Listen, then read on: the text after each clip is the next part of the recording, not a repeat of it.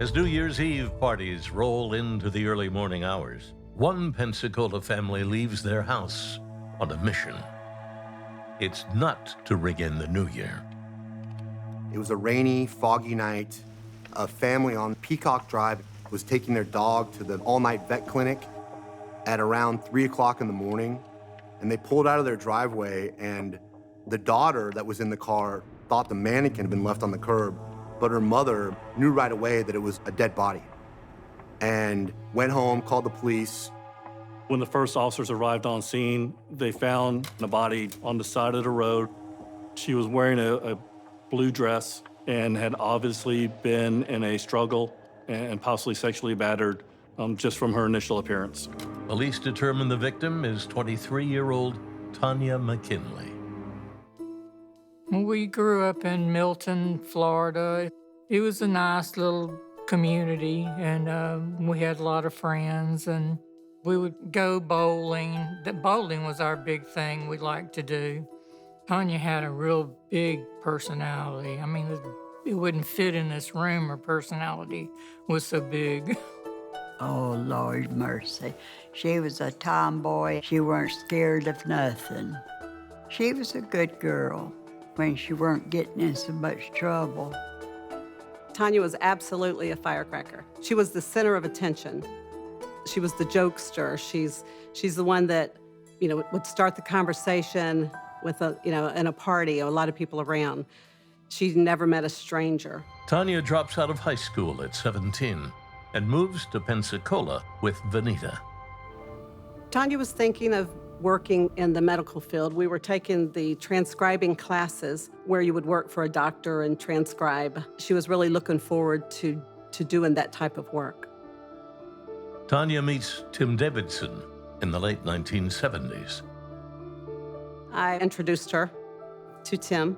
I thought that they were not good together. They were both strong-willed, hard-headed people.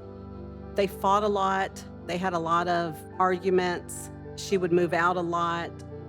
Tim and Tonya's rocky relationship takes a toll until a ray of hope changes everything. In July 1983, Tonya gives birth to a boy she names Tim. Tonya loved being pregnant. She was very excited about it. Couldn't wait till her baby was born. Everybody told me the same thing. They were like, your mom was great, worked hard, and loved you like nothing else. Like you were the light of her life, you were her heart and soul. Tonya is excited for this new chapter in her life, but work, school, and a baby at home leaves her with little time for herself.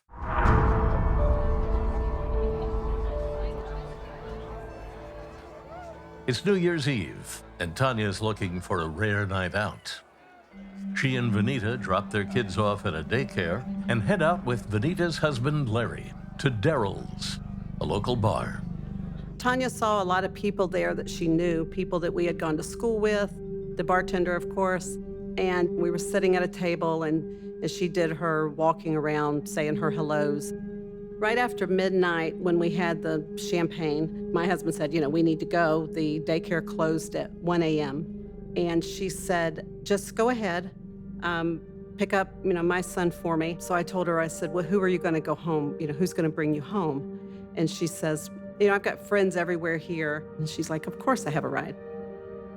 She kissed Larry on the cheek, and she hugged me and said, Happy New Year, and I will see you in the morning.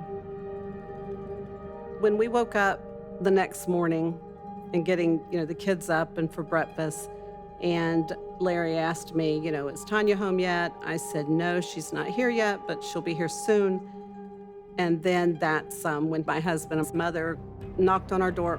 We opened the door, and she said to Larry, I need to tell you something. And she said, they found Tonya's body.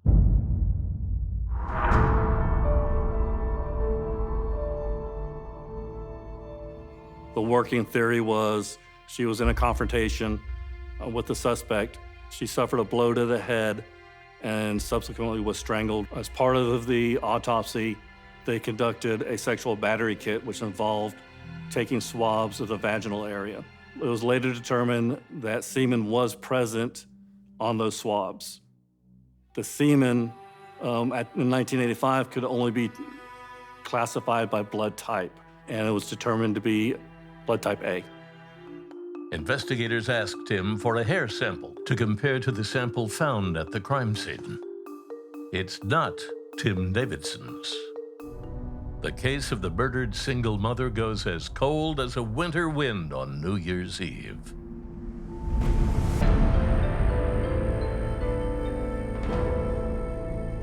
Very quickly after I started there, the primary crime scene analyst on the McKinley case told me about the case, and it became an important case for me.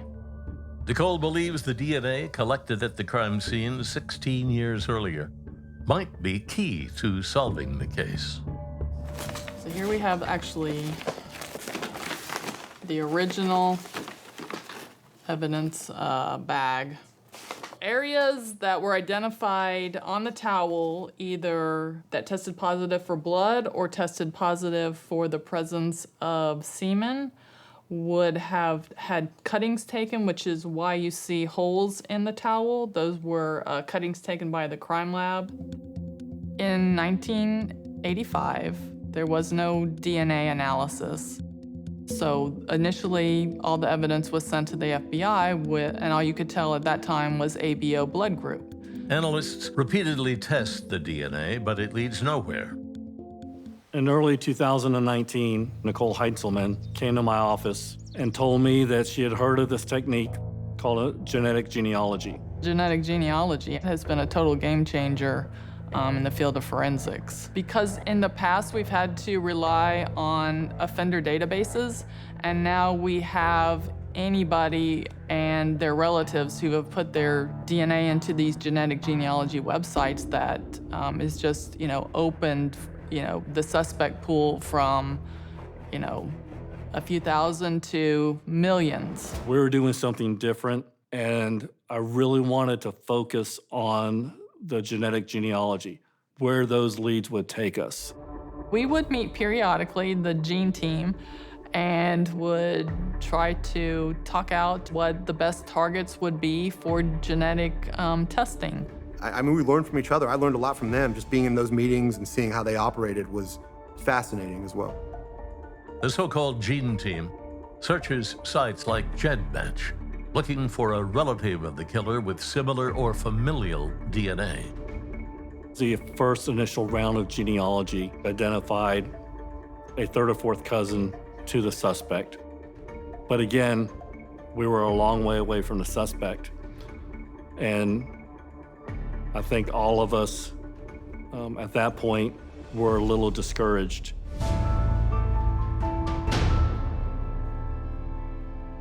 I got a call at my desk from Chuck Mallett. He said, we got a name, Daniel Wells. I said, let me call you back in a few hours. And I just went at it in public databases. And that stuff going back to the mid-1980s, right after Tonya's murder, very quickly that made it seem like, this might be the guy. Investigators begin round-the-clock surveillance on Daniel Leonard Wells. One day, on his way into work, he was smoking a cigarette. And as he drove down the road, he flicked the cigarette butt out the window. Officers that were directly behind him notified another surveillance vehicle a few cars back. That officer stopped traffic, went out into the street, and was able to recover that cigarette butt. The DNA on Wells' cigarette is a 100% match to the killer's DNA. All right, let's cut the chase. So that young lady I just showed you a picture of. Right. New Year's Eve, 1984, going 1985. January 1st, early morning, 1985. Okay. Was found dead on the side of a road. And I have the evidence that you're the one that's there. Oh. I have irrefutable evidence that you're there. I'm not doing all this on a guess. I hear I'm you, not but doing all this I don't know. on a hunch. Dan, Yeah, telling you, you're there. I wasn't there. After 45 minutes, Wells begins to crack. You could see in his face, you could see it in his eyes, that he knew it was starting to crumble. He had admitted that, yes, he had met Tonya at Daryl's that night. I remember that her friends had left her, and she wanted a ride home. And but we went by my house, and we had a few drinks and stuff, and it just escalated from that. She I think I hit her in the head, and it knocked her out. And it was a traumatic blow, and it killed her. Take her out, you put her in a truck, you drive around, and pushed her out and dumped her on the side of the road. Yeah, like a bag of trash, man.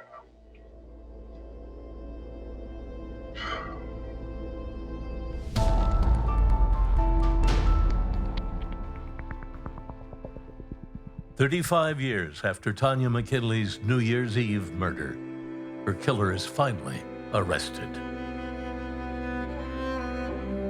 The night that I called Tim, I had the privilege of giving him a call and letting him know what all these people have been doing. Hey, is this Tim? Yeah. Hey, this is Captain Mallet. I'm with the Pensacola Police Department. Hey, boss, how you doing? I'm great. So you don't know me. We've never met. But I want to let you know that I just made an arrest on your mother's murder. I'm sorry, what did you think? I think you can hear my voice crack because I think it all caught up to me. Are you serious right now? Yes, sir. Serious. Oh my God. I know it's been a long time. But yeah, man. I'm sorry, dude. I'm sorry. I'm freaking out right now. Thank you so much. Yes, sir. It was just this insane sense of relief. This huge weight, this huge burden lifted off of my shoulders. Off my family's shoulders. Wells might be facing the rest of his life in prison, but once again, he cheats justice.